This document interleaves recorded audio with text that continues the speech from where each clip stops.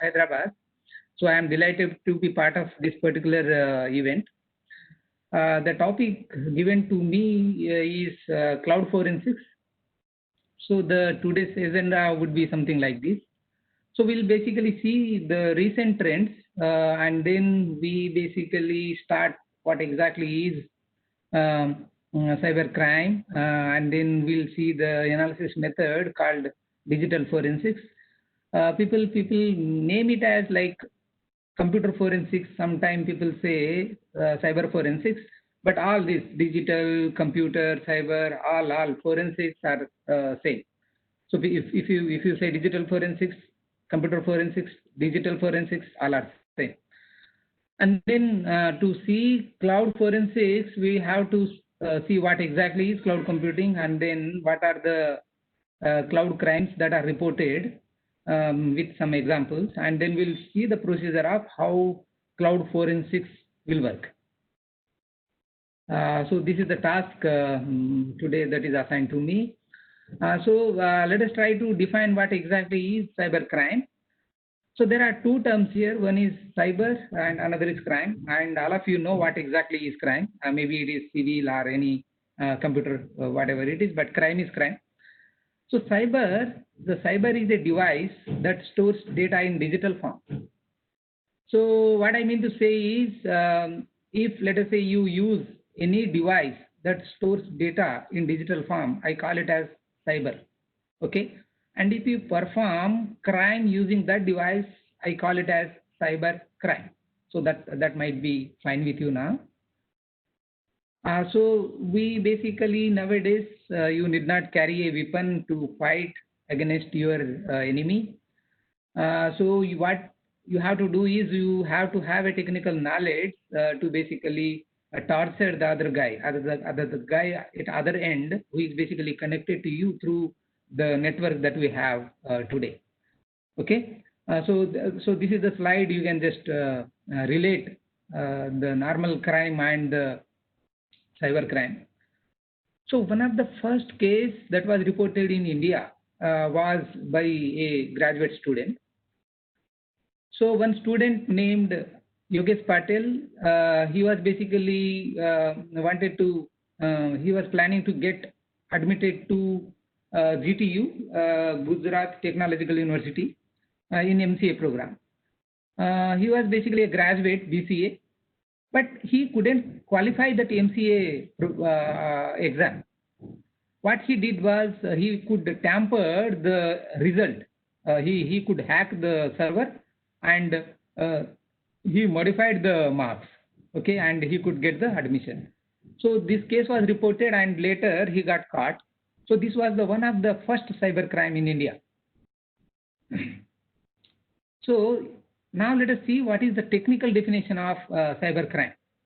It is basically unlawful act wherein the computer is either a tool or a target or both.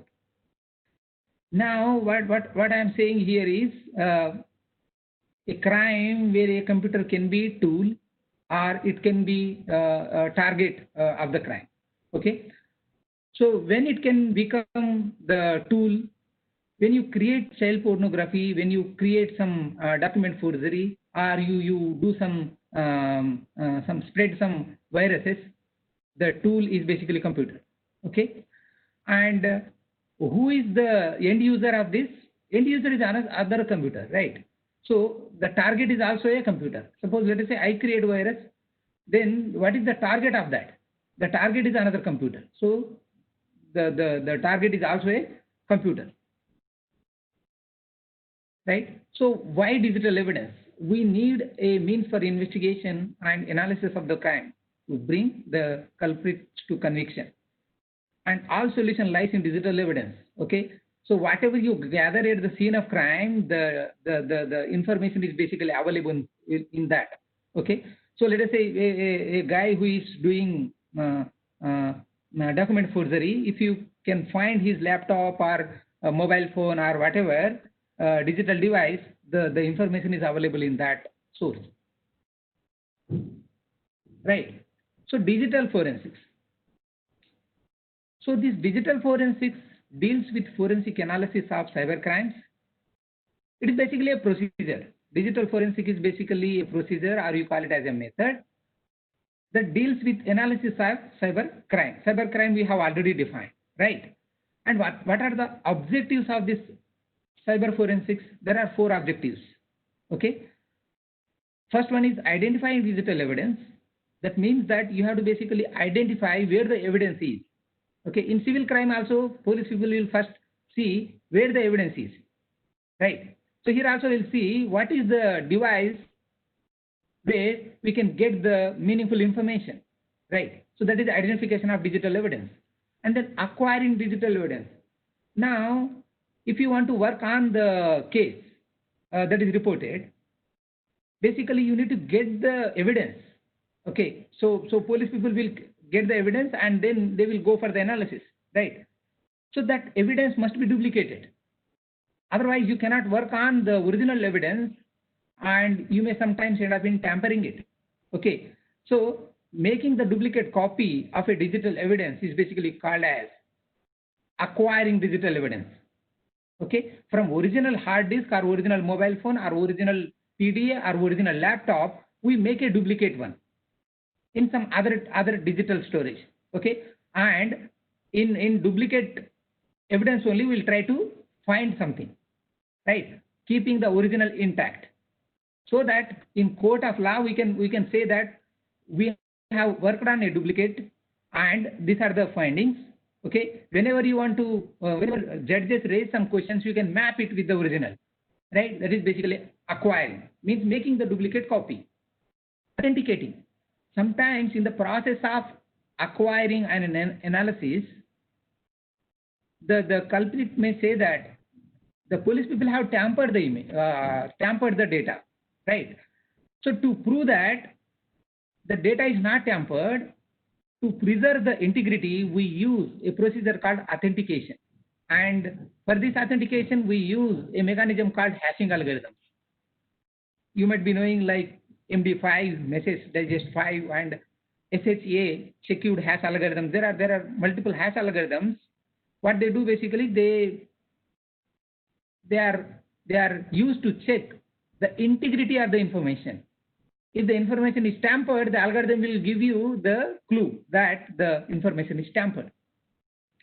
And then we have 4th phase is reporting phase. Reporting is at the end, right?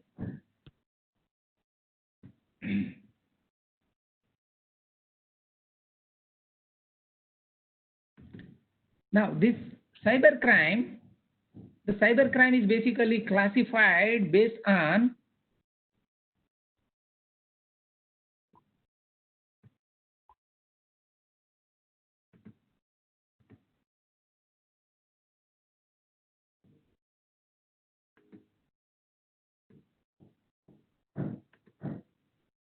so my animation is not working here.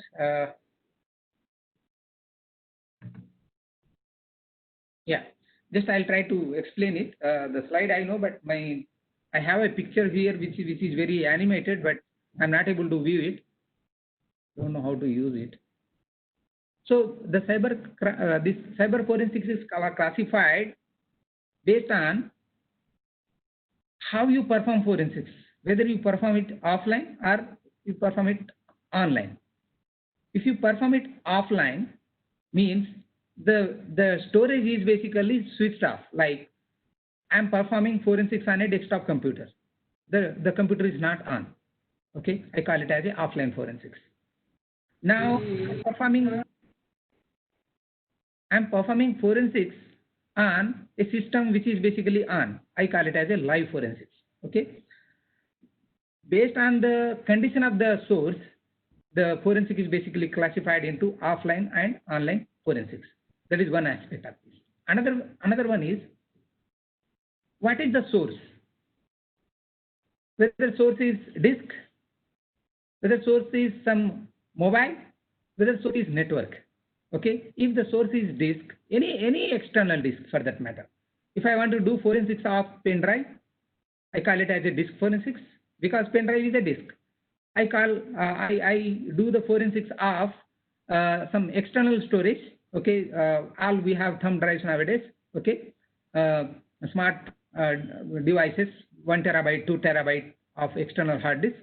The same thing applies there. It is also called as disk forensics. And if I do the forensics of mobile, I call it as mobile forensics.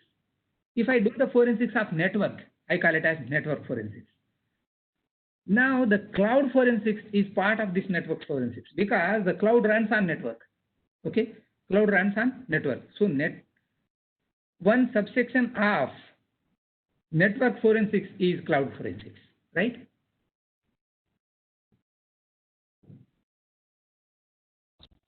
Now coming to this cloud, we have multiple definitions of cloud.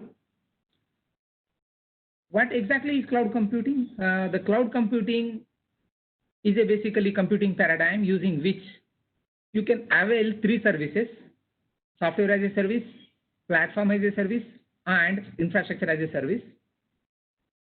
But to avail these services, you need to set up the cloud.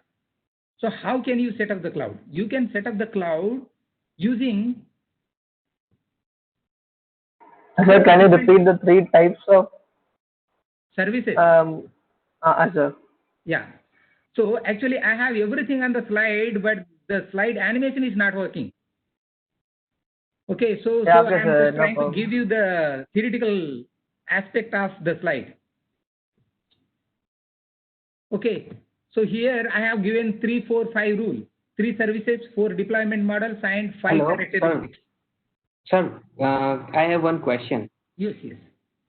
Sir, just now you told that network forensics and cloud forensics are same in a way, right? It is not same, but I said cloud forensics is subsection of network forensics because cloud is related to network. If there is no network, there is no cloud.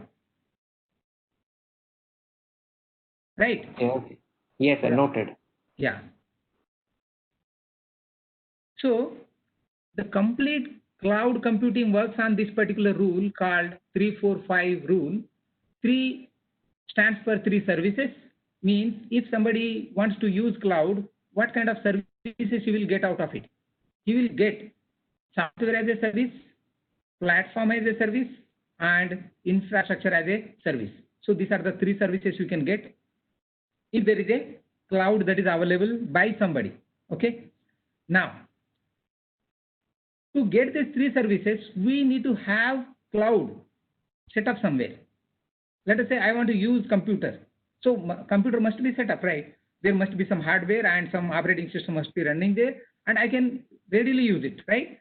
So if at all I want to use 3 services of cloud, cloud must be deployed, right? And how can you deploy cloud?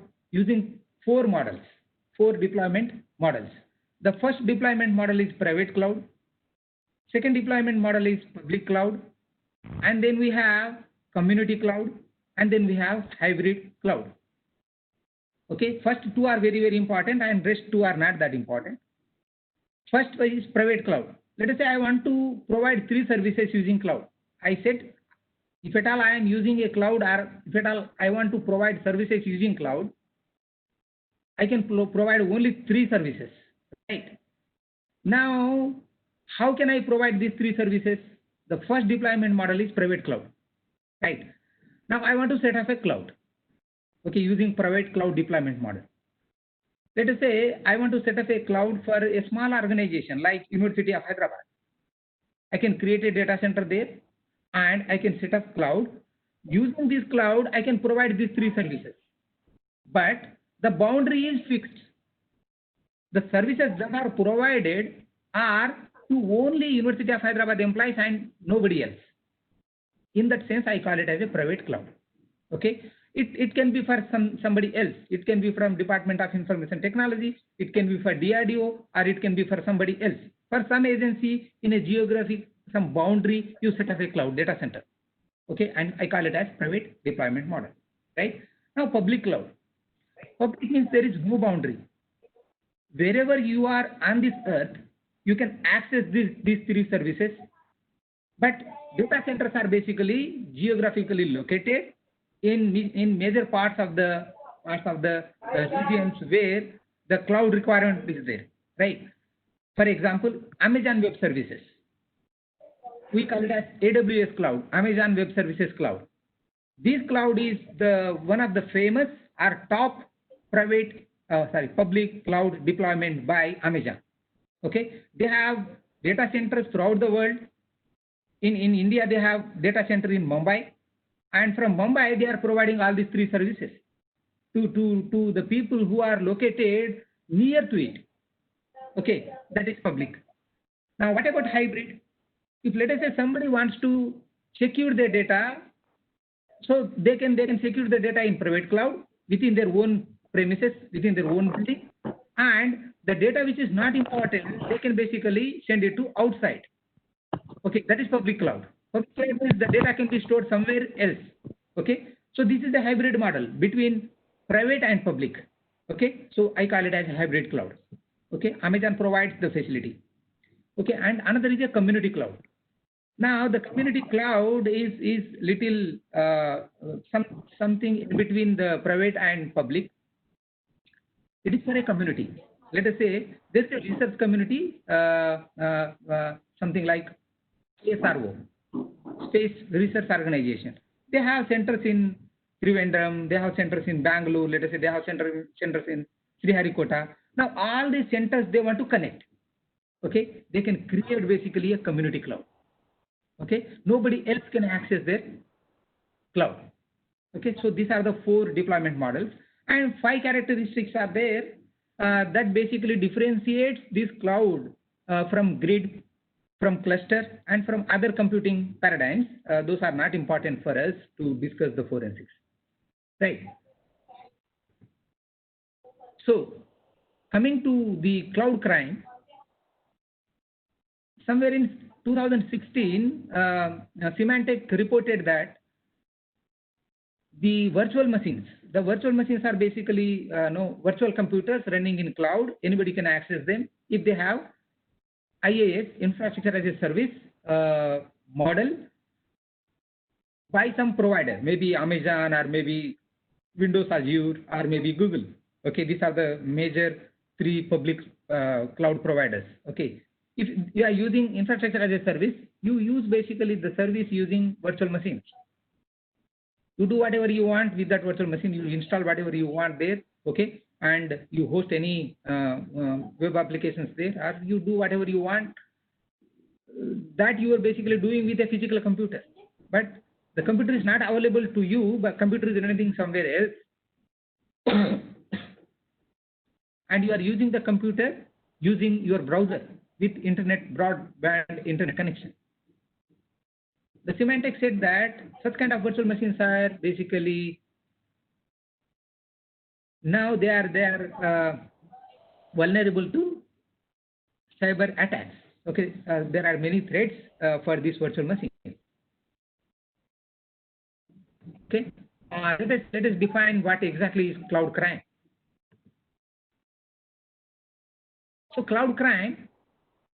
Before that, I'll give one example so that we can basically relate the example with the cloud crime. So the cyber bullying is basically it is part of any crime. It may not be even a cloud crime. It is just a cyber crime. But if it is done in cloud, we can call it as a cyber crime, right? If it is not done in cloud, but it is done in using some computer or maybe some network, I call it as a cyber crime, normal crime. Okay. So willful and repeated harm inflicted through the use of computers or cell phones or other electronic devices. Okay. Now using this, what one can do is he can threaten to the target using digital technology. Okay. For example, mails. Using mails, I can basically send a threatening mail to my friend, and obviously the friend is a girlfriend. Okay, otherwise it doesn't make any sense, right? So such kind of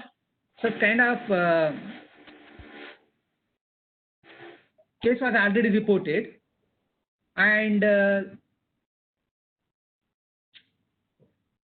I'm not able to show the content of okay. Yeah, I'll just tell you the case. I know the case. So there was a person. There was a lady basically in Mumbai. She was living in Mumbai, and after some time she left to abroad. Okay.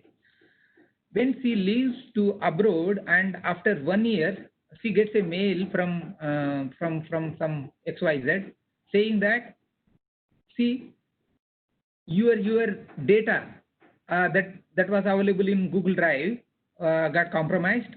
I have retrieved all your data, and if you want me to keep quiet, you have to basically compromise. Okay. I'm giving you some 24 hours of time. If you don't compromise, then I will reveal this data to the public people. Now, where he will try to reveal the data, he may upload the data in Facebook, he may upload the data in Picasa website or somewhere in public forums. Okay. That is what the threatening mail the lady got. Now, so what the lady did, she is supposed to go to cybercrime police station, but she didn't do that initially. What she did, she wanted to inform the incident to all her friends. Okay, and you know where our friends are nowadays. Our friends are basically in Facebook, Twitter, and all social media websites, right? You need not basically call each and everyone. You just need to have a post. You create a post and just send. So she posted in her Facebook page saying that, see, in last 24 hours, I got 2 mails from a person claims XYZ, and he claims that he was my friend in Mumbai, and he got all my private pictures and videos, and he's trying to threaten me. If some of you know this guy, please let me know. I'm contacting some investigation guy, and I'll try to give the data to him, and so on. Okay, and that time I was working in NPA, National Police Academy, and this case was solved because the guy was using his genuine Gmail ID to send the mails to the victim. Okay, so now the mail tracer will come into picture. If you send me a mail, if I analyze your mail header, I can tell from which mail server the mail is getting originated. Okay, and in that mail server we have to do further analysis to get the guy into the scene. Okay, and the guy got caught. Okay, this case was related to basically cloud forensics because hello. Now this case was related to cloud forensics because the case happened using cloud, because cloud drive. Somebody has to mute their mic because some echoing. Rajkumar Singh, I think it is a repeated. From morning, you are actually disturbing the entire session. 1 minute, I'll just call the person. You can continue, sir. Just Yes. So let us define what exactly is cloud forensics. Cloud forensics is subset of network forensics. That means that the application of computer forensics principles and procedures in cloud computing environment. Okay. So I did my PhD in cloud forensics, and we have a second definition of cloud forensics: the process of applying various digital forensic phases in cloud platform depending on service models and deployment models of the cloud.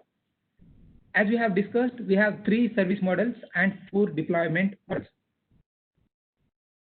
Deployment model to deployment model, the cloud forensic process will vary.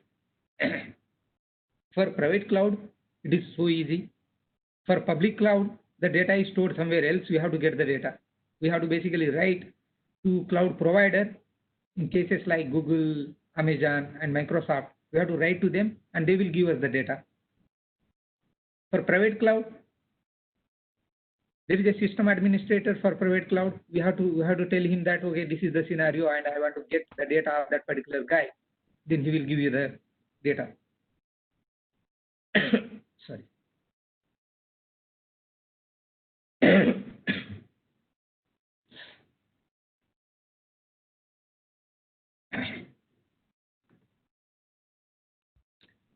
Okay, the cloud crime. So we have missed this slide. Due to that disturbance, we have missed some more slides here. So the reported crimes were like there were many reported crimes. The early cloud crime was like in 2009, where one Geos botnet controller was running in EC2 of Amazon Web Services. EC2 stands for Elastic Compute Cloud. Elastic Compute Cloud. Using this EC2, Amazon Web Services provide the infrastructure as a service. Okay, IaaS, infrastructure as a service. In infrastructure, using infrastructure as a service, you can use virtual machines of Amazon Web Services. Okay, in one of the virtual machine, there was a botnet controller running, and the botnet controller name was Zeus. And you know what is the meaning of Zeus? Okay, this Zeus was the early malware reported in 2004. Okay, and because of that only they have named this botnet controller as Zeus botnet controller. What this botnet controller was doing, you might be knowing the DDoS attack, denial of service attack, distributed denial of service attacks. So this botnet controller was basically the controller of bots. Okay, so there were compromised machines, and the controller was managing these machines.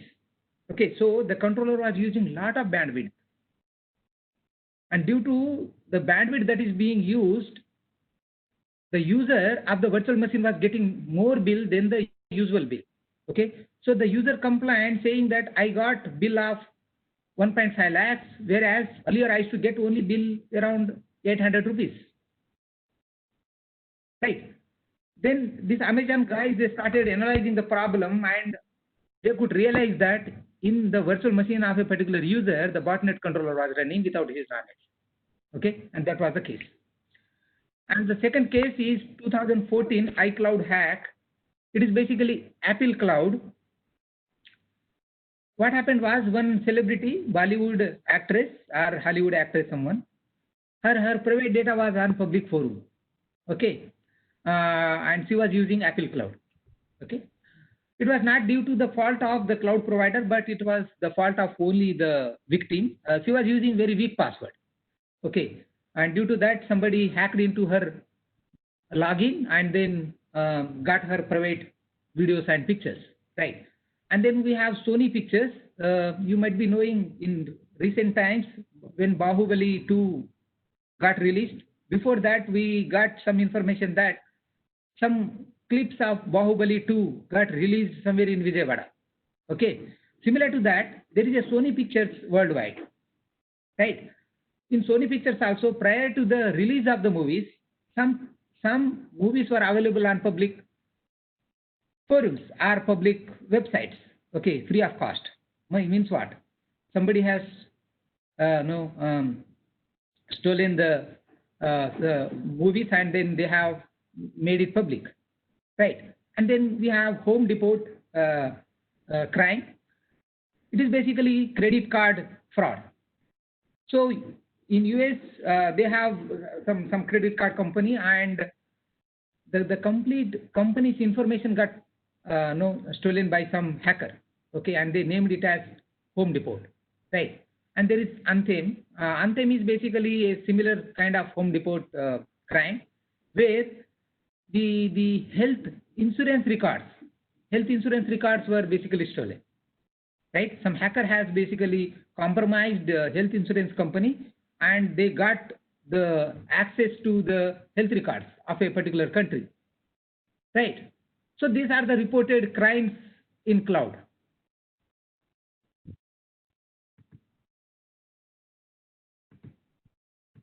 Okay, so now what exactly is cloud crime? A crime that involves cloud computing in a sense that the cloud can be object, subject, or tool of a crime.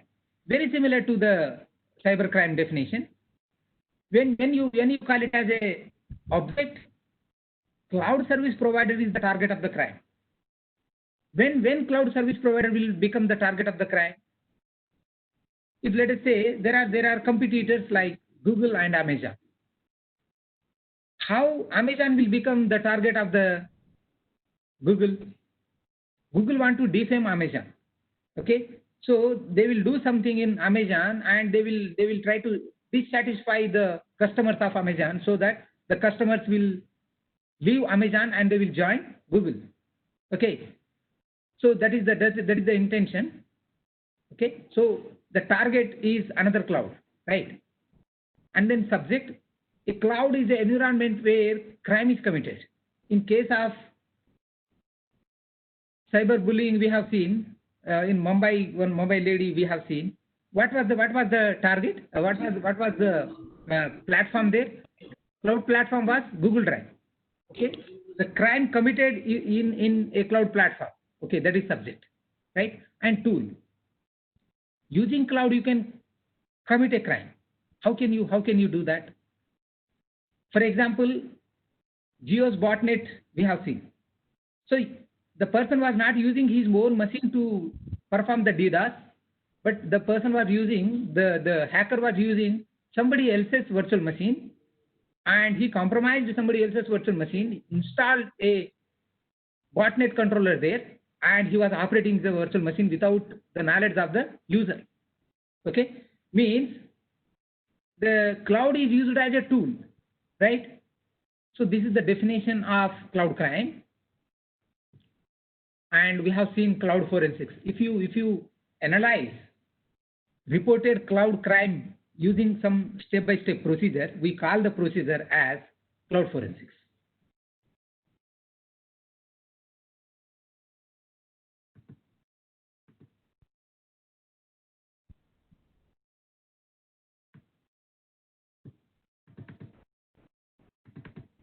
So again, the steps are not visible here.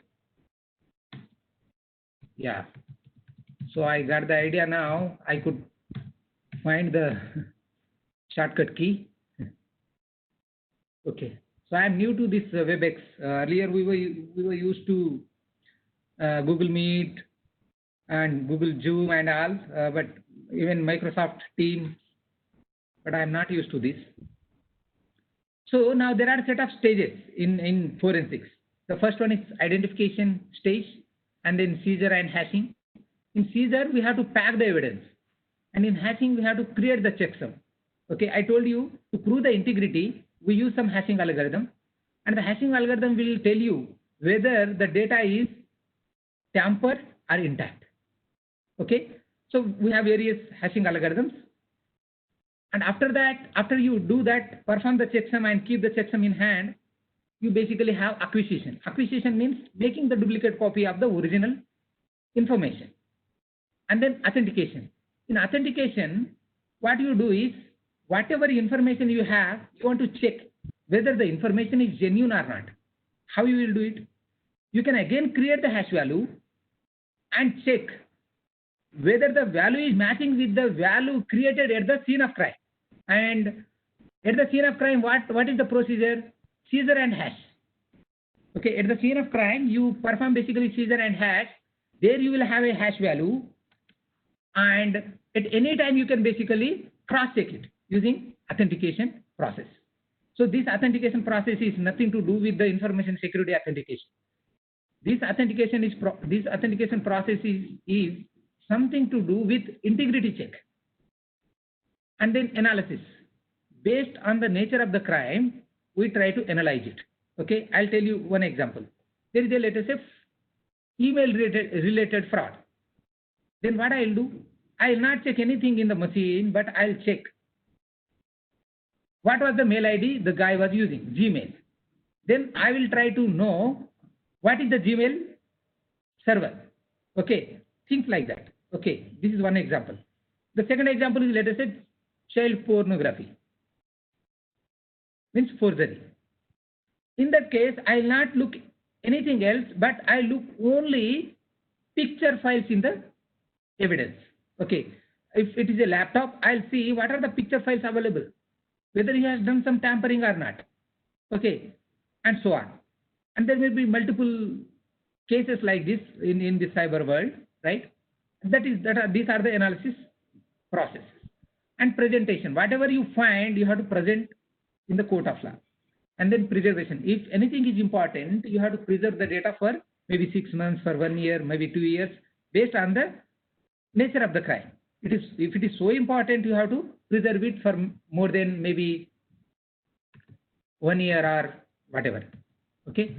Now these things will happen in scene of crime, first 2 stages, and rest will happen in forensic lab. Right. Now,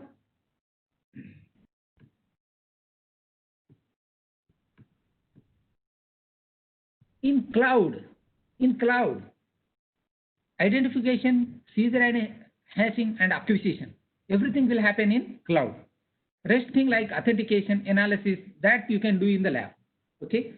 Suppose if there is a reported crime in cloud, what you have to do? You have to first identify whether it is a private cloud or whether it is a public cloud. After identification of the model of the cloud, you have to check what kind of crime it is, whether it is a storage related or whether it is something related to virtual machine and so on. Okay. And then you gather the information from the cloud provider. Okay. After you gather that information, take that information to the lab and try to analyze it. Okay.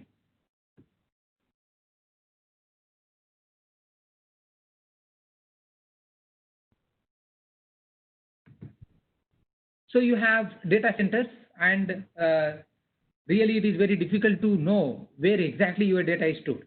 Okay. So the process is completely automated. Okay. The data, whatever data we are storing, let us say I am storing 2 terabyte of information in Amazon S3 simple storage service. The process is completely automated.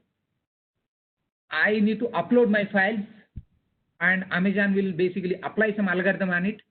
They will divide the data into chunks, and they will distribute the data in the data center. Okay, they basically replicate it.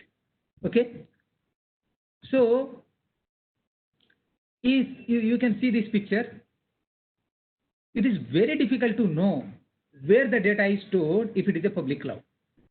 Okay, so what you have to do is, if you are an investigator, for example, you are a police person, you need to write to the service provider, in this case, maybe Amazon or Google, and say that, okay, from so and so guy, there is a reported crime, and please give the data of this particular guy. We are going to analyze this. Then Amazon basically, based on their SLA, service license agreement, they will provide the data to the law enforcement agency. Then they have to analyze the data.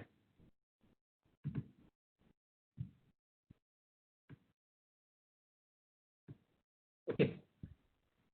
So now,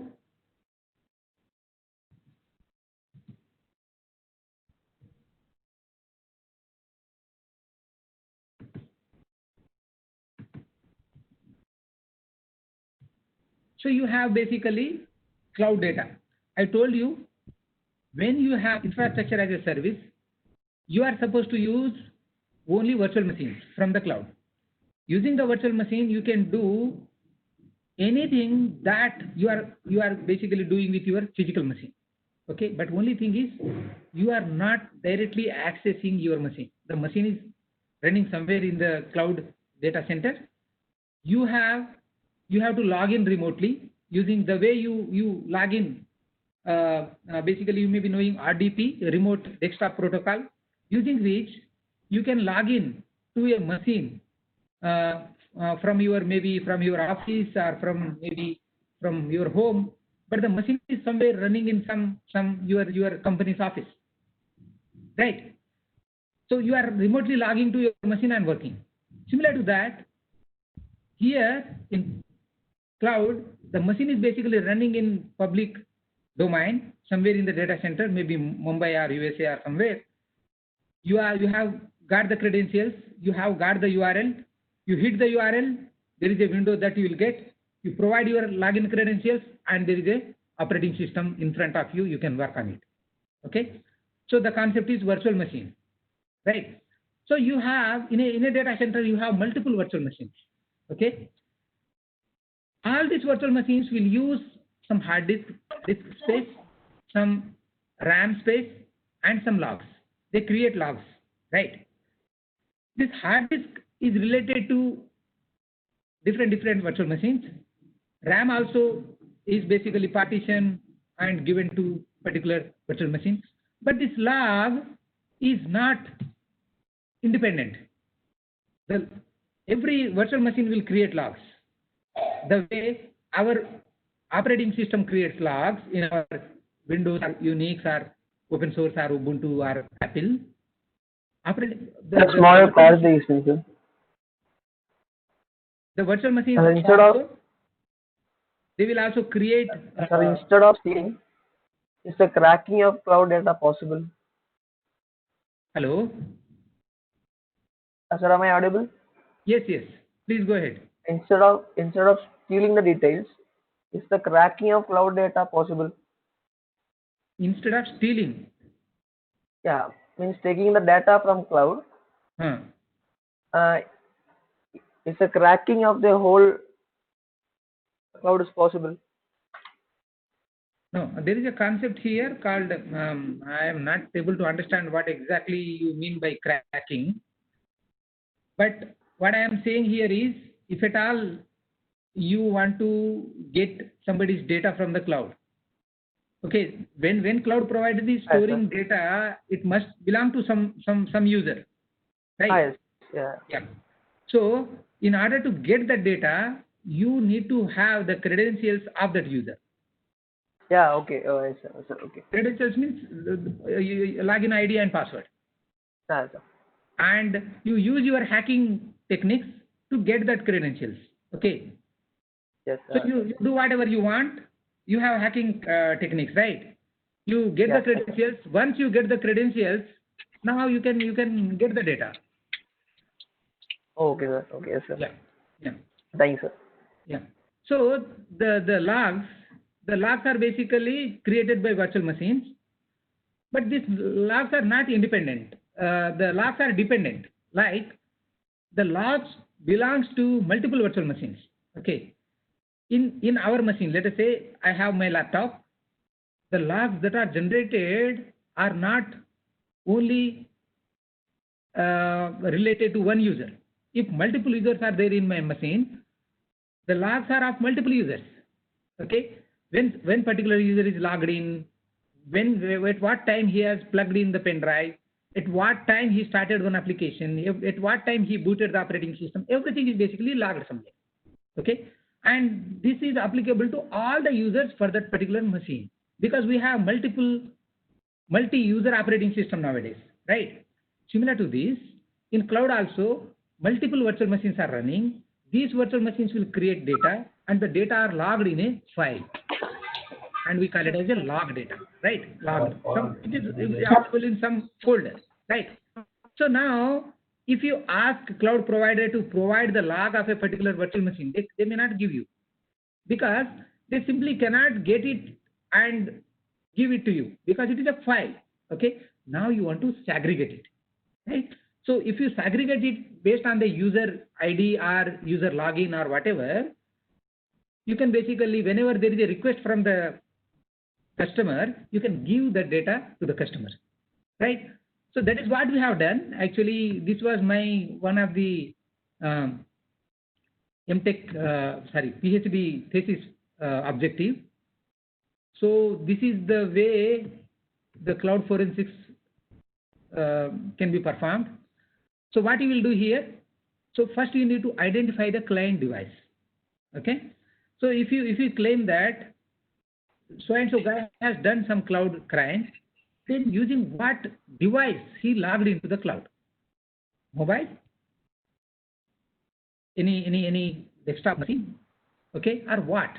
You first get that. You call it as client device identification.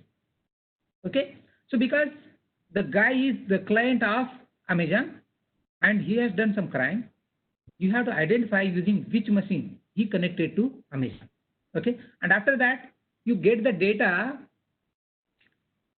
acquisition, get the hard disk data and get the RAM data, and you try to analyze it. After you analyze it, you will understand that he might have used the client device to store the data in cloud, or he might have used it to log into his virtual machine. To use your virtual machine, you have to log in from your own machine, right? So analyze the data, and if anything is found in the machine, get the login ID and password from the machine, right? And you check whether the cloud usage for VM, virtual machine, or whether it is for storage. That you have to identify. If it is for VM means virtual machine, then you have to ask the cloud provider what are the logs created by their virtual machine, and what is the virtual hard disk of that virtual machine, and what is the virtual RAM of the virtual machine, right? If it is a storage, you ask. Sometimes, let us say I am using some client from my machine to log into Amazon S3, and I am trying to store some information there. Okay, so whatever I type from my machine, that everything is basically logged in my machine. So there is a chance that his password and login, everything is basically logged somewhere. Okay, if you can find it, you can retrieve the data. If you cannot, Hello. yes. Sorry to interrupt. Yes, Sir. yes, yes. Can I ask you a question? Yeah, sure. Go ahead. Sir, is it possible to temper the cookie of the Is it possible to tamper the cookie of? the client-side logs? By whom? So you Any want to hacker or tamper it as a third hacker party? wants? Certainly it is possible. Yes. Yes, certainly it is possible. That is what your spyware. Have you heard of spyware? Yeah. Yes, sir. That. Yes. Yeah, spyware. If you let us say have a kind of a program which is spyware, it looks like an ad. Remote access. So Yes, sir. it is certainly possible to alter the cookie. Cookie is just a plain text file. Cookie is just a plain text file. Yes, sir. Yeah. So it is Yes, certainly sir. possible. Okay, sir. Thank you, sir. Yeah. Thank you so much. So now we were actually talking about the cloud storage. So if let us say user wants to store some information in cloud, and he is trying to store using his machine, then in his machine some valuable information may be there. You can find out that. If you found some information, then directly you can log into his account and get his data. That is what law enforcement agency will do, police people will do. Otherwise, they will get the guy, apply third degree and get the password and log in. That is what the second procedure, right? After doing all these things, you apply a concept called forensic trace. Forensic trace is nothing but applying some shortcut method. Okay, applying some shortcut method to know whether something is there in a big volume of data. Okay, let us say there is a case called a pornography related case, and the data is huge. Okay, data is 2 terabyte hard disk. In 2 terabyte hard disk, if I want to find all the picture files, it is tedious task, right? Now, if I have an algorithm that can tell me in 10 minutes, that can tell me whether picture files exist in this 2 terabyte or not, yes or no? If yes, how many? Okay, that is provided by this forensic trace, right? So you basically apply your Hadoop concept like parallel processing. You deploy various machines, high-end machines, and you try to find out, given a evidence of 2 terabyte, if something is there or not. Okay, in let us say 10 minutes. Just scrolling the data itself will take hours in 2 terabyte, right? But in 10 minutes, if I know that there are 100 picture files, it is very easy for me to say, okay, something is there. Otherwise, if there is no picture file available, then what is the unnecessarily, why should we waste the time on the digital storage where there is no picture? Okay, that is forensic trace. Means in a given time constraint, you are trying to check something, you are applying some filter and getting the data. That is called as forensic trace, right? And the forensic trace will be basically given to law enforcement agency, and they will use that for further processing of the digital evidence, and they will basically have the findings.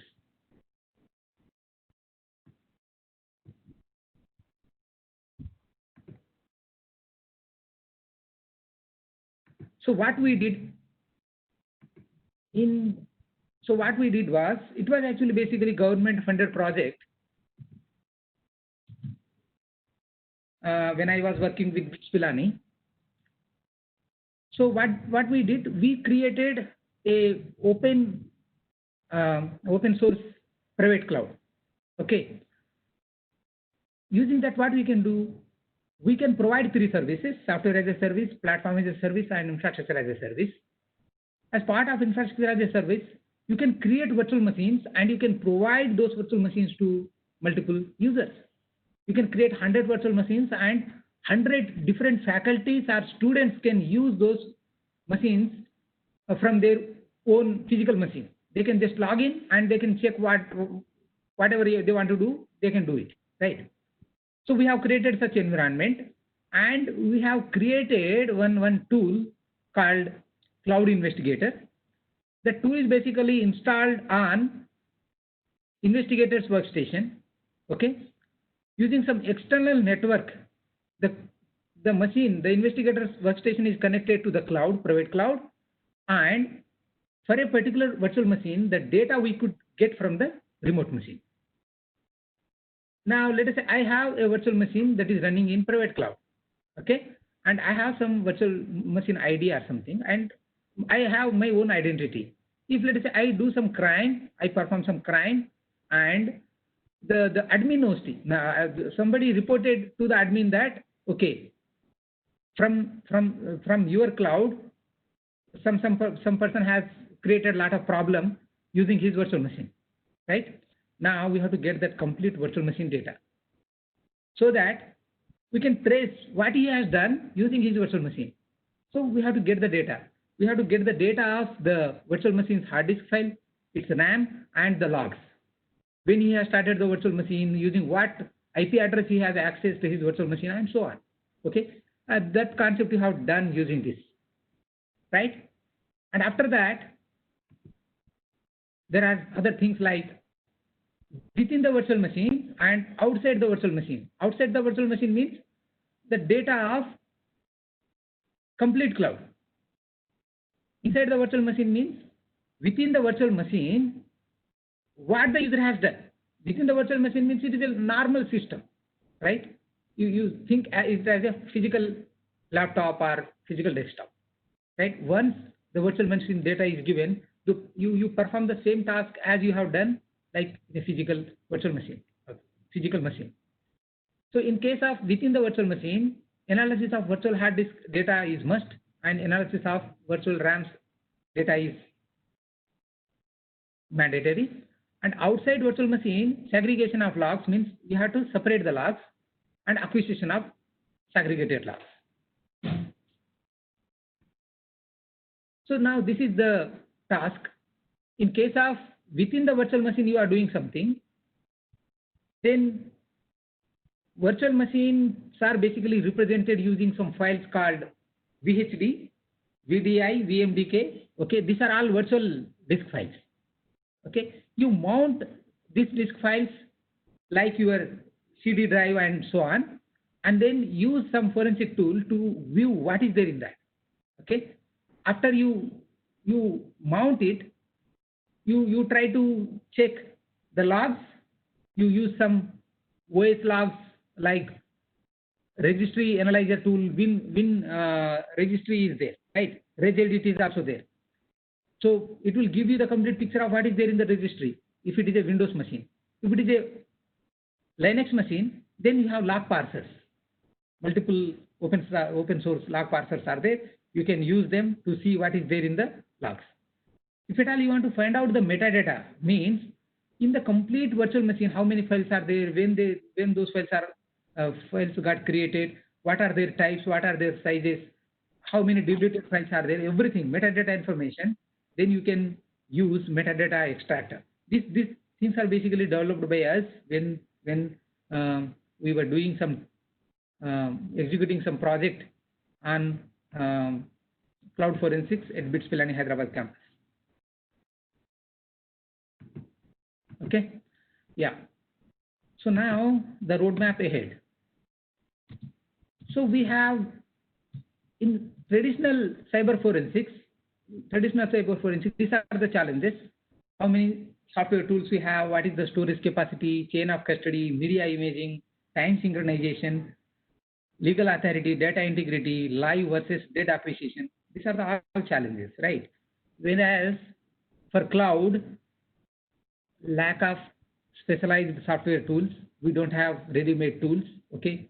All you have to do is you have to have a knowledge of complete cloud to get the data.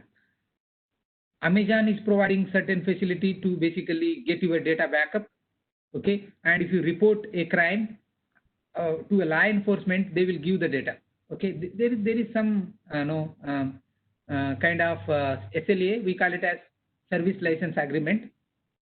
If your request matches the SLA, then cloud provider will give you the data, otherwise they will not give you the data. Chain of custody, the chain of custody talks about who reported the crime and how the crime handled. What are the findings?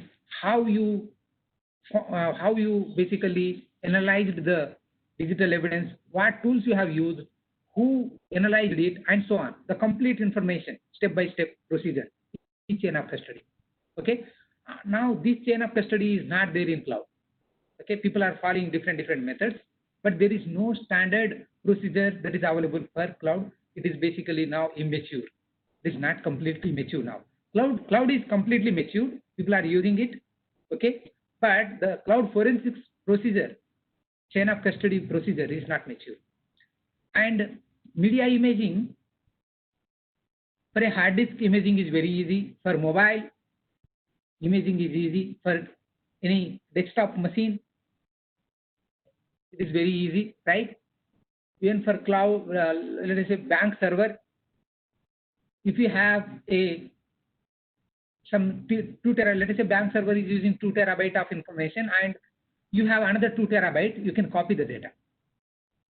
But whereas cloud, media imaging is basically almost impossible, because the data is, you really don't know where the data is. I have shown you the data center example. You really don't know where your data is. Okay, your data may be there in Mumbai data center, your data may be there somewhere in Japan, Tokyo, or somewhere else. You really don't know. Okay, only you know is what is the geographic location, what is the region. Sometimes you may select the region. I want to store my data only in this region. Okay, in that region, multiple servers you have, you really don't know in which server your data is. So you cannot copy. Physical imaging is not possible. And time synchronization is also not possible, because multiple time zones. You know the complexity of time zones. Our time is different from Japan, our time is different from USA, our time is different from China, and so on. Okay, your data may be geographically located somewhere, and synchronizing the time is very difficult, right? Legal authority. Now, if the data is stored in only one jurisdiction in India, then it is very easy. If the data is stored in multiple locations, there's some data in Pakistan, some data in India, we have 2 different jurisdictions. So now there are multiple rules come into picture. Pakistan may say that we don't want to give you data. Our people will say that you are supposed to give the data. Okay, multiple things, right? And data integrity. So lack of write blocking. In traditional digital forensics, we have a procedure called write blocking. What we do with write blocking, if let us say I want to take the image of pen drive, there is a write blocker tool, hardware tool. If I use the hardware tool as an interface to take the complete copy of my pen drive, then nothing will be written into my pen drive. That is called as write blocker. Means nothing will be written. Whatever write procedure is there, no, it will block it. Means the data in my pen drive is intact. Okay, but in cloud we cannot do it. Okay, so through write blocker, if you are taking the true copy or digital image or duplicate copy, then it is acceptable in the court. Otherwise, it is not acceptable. They will say that what is the guarantee that we have not inserted the data there? Okay, and this write blocking is not there in cloud. And live versus dead acquisition. Acquisition of physical media from providers is really difficult. Okay, and live acquisition is also not possible because multi-tenancy. Multi-tenancy means multiple tenants are using your data. You cloud provider may be using a RAID configuration. Okay, in RAID configuration they have spread the data of multiple users. They simply cannot pick one hard disk from the RAID and they give it to the one user, because the hard disk will contain the data of multiple users, and users are called as tenants here, multi-tenancy, right? So these are the challenges we have in the cloud. So the conclusion is cloud computing is still evolving computational paradigm, and we basically lack support of traditional digital like tools. The tools that traditional digital forensics has are not directly used in cloud. Okay, so we have to implement altogether new tools for cloud, and people have done it. Few people have done it, and people are still trying it. So need to be self-resilient, and we have slogans from our Prime Minister like Make in India and Digital India are the opportunities for us to emerge with indigenous tools for cloud, for IoT, for fog. Okay, now you might have heard about fog also, fog computing, Internet of Things. Internet of Everything has also come into picture now. For everything we need to have standard forensic procedure. Okay, so a lot of challenges ahead. Make major initiatives for educating and making people aware of dangers of this cyber crimes. So, and one of the things that we have done today is the same that is applicable here. Launch programs and schemes to increase the number of cybersecurity experts in the country. Establish strong private-public links. Okay, there is a lot of gap between like experts and the administrators, right? And monitoring critical infrastructure of the country. If you have heard like Stuxnet in 2010 and Estonian attack, network attack. So what happened was the complete country was shut down due to some cyber attack. Okay, complete nuclear power plant of Iran was Cyber warfare. Hello. Cyber warfare. Like cyber warfare. Yeah, cyber warfare, and nowadays we are hearing about what is that? Malware. I'm not able to remember it. So one malware encrypts your data and they demands virtual coins. No, what is the malware? Ransomware. Ransomware. Yeah. Yeah, ransomware. Right. So these are the problems in front of us. So I was giving you. I have marked here red. Physical infrastructure is very, very important. To basically save your physical infrastructure is very, very important. I was quoting about Iranian power plant. There is a worm called Stuxnet that was created by, it is not publicly known, but it was created by US, and it was inserted. It was inserted there, and because of that worm, around 50% of data, complete power plant was shut down. Okay, so the physical infrastructure monitoring is very, very important. Their power plant was completely isolated. It was not connected to internet, but still people could insert a worm into their network because of pen drives and all. Okay, so this is called as what? Internal attack. It is not external attack. It was internal attack. So these US agencies, they have compromised one of the data center person, and they could insert the worm into their network. Okay, thank you very much for your attention. If you have any questions, I can take the questions. Hello, sir. Yes. Yeah, sir. One thing I had heard that for the cyber forensics, when it's happening, the tools such as the inbuilt tools in Kali are not used. Any comments on that? I just read it somewhere. It is not preferred to be using for the analysis. Yeah. See, whatever Kali Linux supports, no, those are all open source tools. Open source tools are basically used for some practices, and law enforcement, they cannot rely on open source tools. Okay.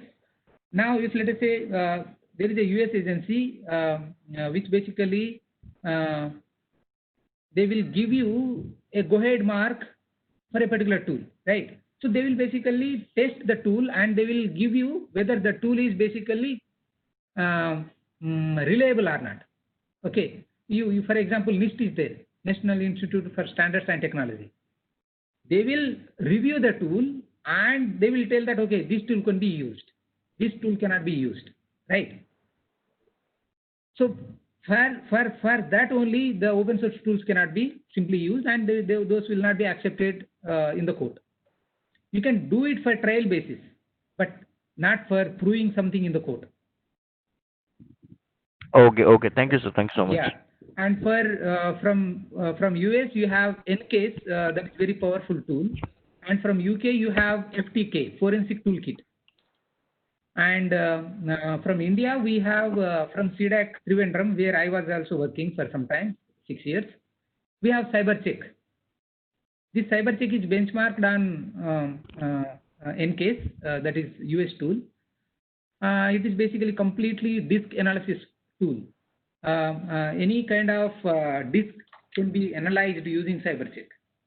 Okay, so these are the information of tools, cyber forensic tools. Any more questions? This is Balagopalakrishnan. Sir, Balagopalakrishnan here.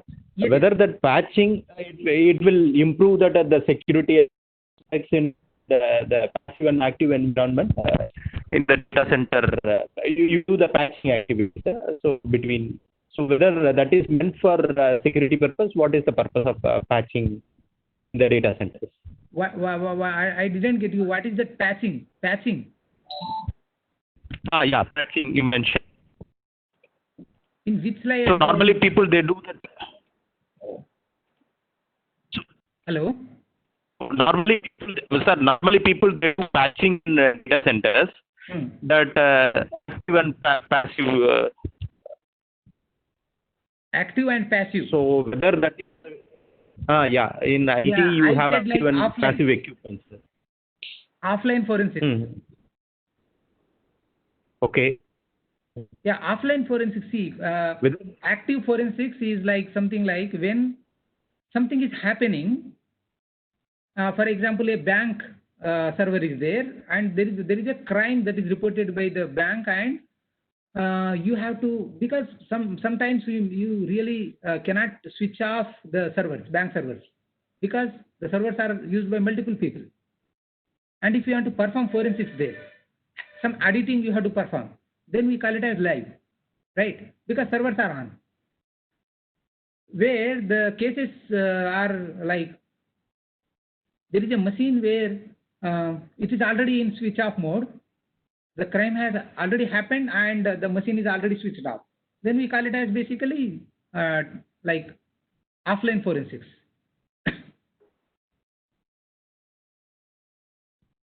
Did I answer your question, Gopalji? Hello? Some question was different. Actually, that people they do patching that in data centers. Hello. So whether that patching, whether that patching is one of the security tool to protect the data, or what is the purpose of that patching? You also highlighted a lot of patching in your discussion, so I thought of asking that question. Patching, So in it my is- discussion, I didn't If you mention don't anything mind, about patching. If you don't mind, can I give the answer?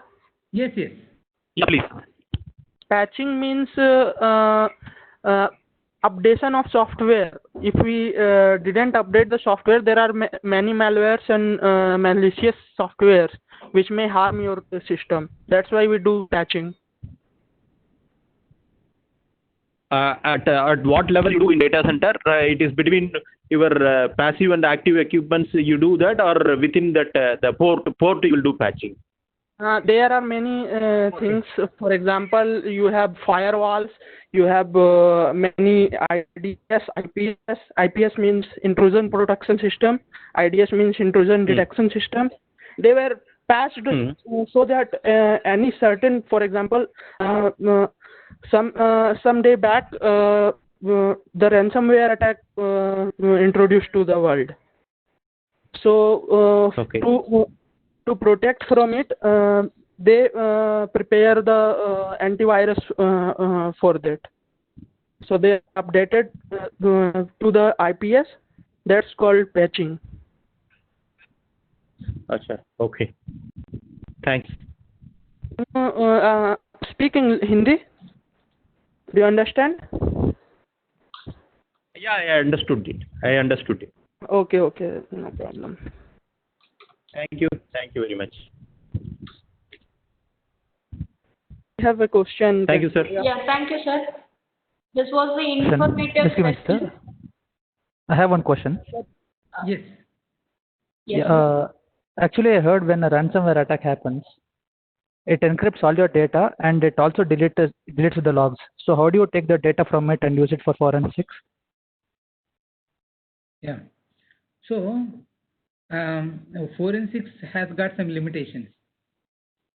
If, let us say, the data is encrypted and key is not available, then it is very difficult to perform forensics.